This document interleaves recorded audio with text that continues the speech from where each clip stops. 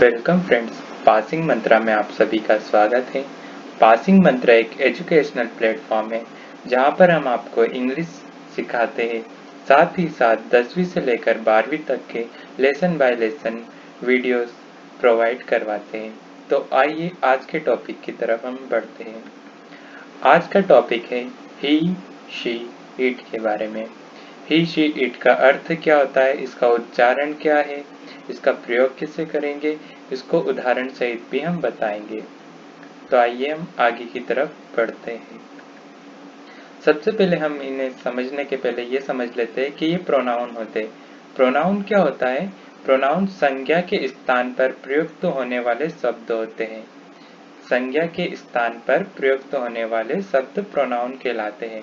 Pronoun मतलब सर्वनाम होता है हिंदी में इसका मतलब, और संज्ञा वो रहती है जो किसी के नाम रहता है। अगर नाम के बदले हम जो वर्ड यूज करते हैं उसे प्रोनाउन कहते हैं।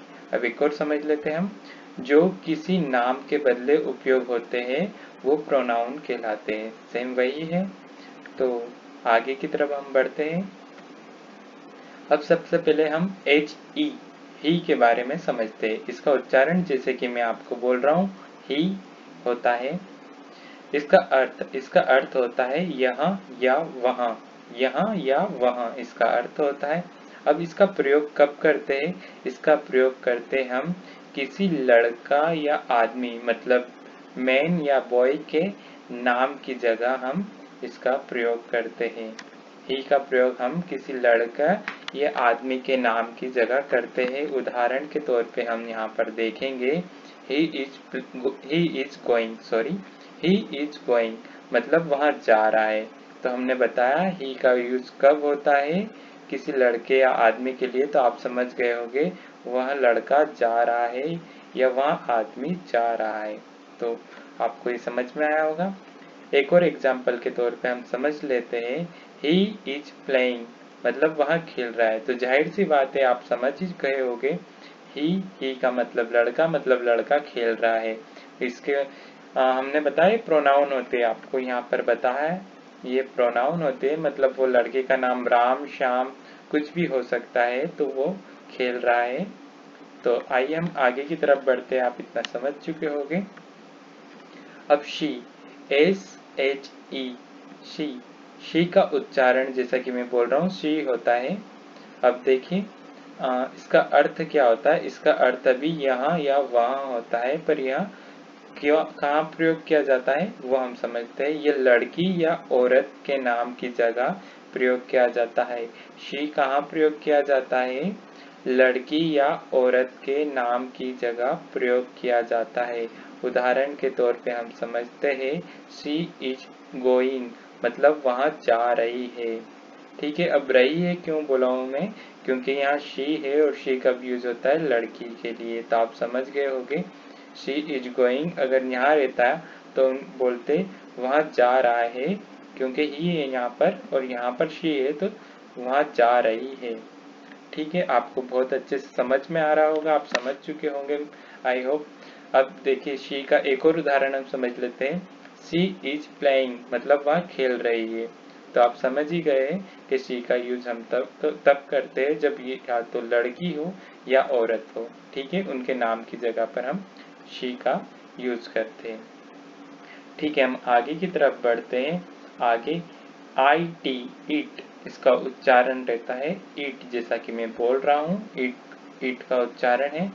अब देखिए इसका अर्थ क्या होता है? इसका अर्थ भी सेम होता है यहाँ या वहाँ। ठीक है, सभी का अर्थ सेम होता है ही, शी, इट का, और ये सभी प्रोनाउन होते हैं, सर्वनाम होते हैं।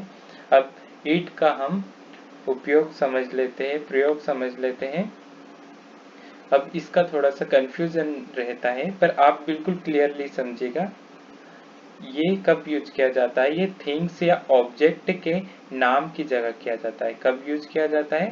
थिंग्स या नाम के ऑब्जेक्ट की जगह किया जाता है। और यहाँ एक वचन मतलब सिंगुलर, निर्जीव मतलब नॉन लिविंग, संज्ञा मतलब नाउन के लिए भी किया जाता है। मतलब एक वचन निर्जीव संज्ञा के लिए किया जाता है।